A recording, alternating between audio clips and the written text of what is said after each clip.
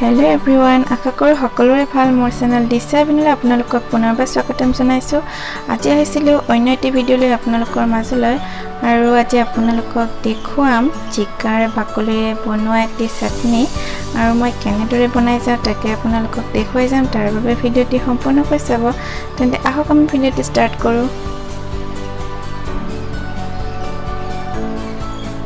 এয়া ললো দুটা জিকা আৰু তাৰ বাকলিখিনি আমি এৰাই ললো।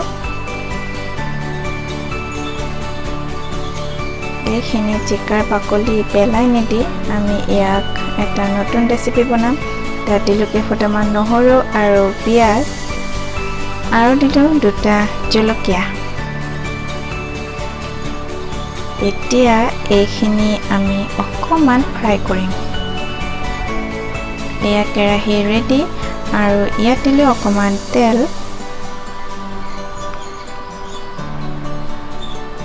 তেলখিনি গৰম হোৱাত আমি এইখিনি তাত দি দিম।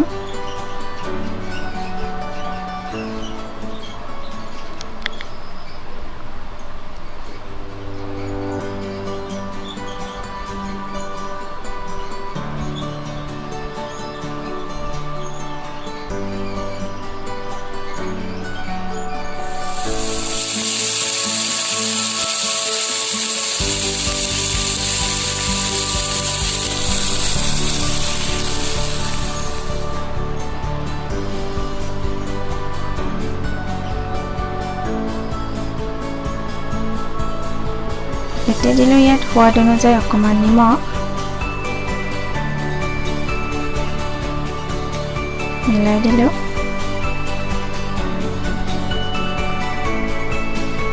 আৰু এতিয়া ইয়াত 2 মিনিটমান সময়ৰ বাবে অকণমান ঢাকনি লগাই দিম।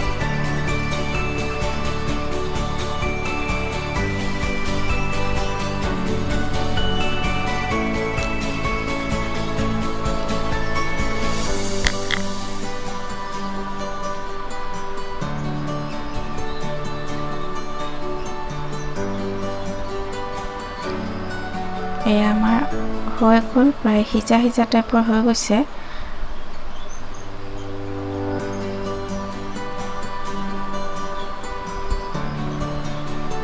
এতিয়া এইখিনি আমি মিক্সিত দিম।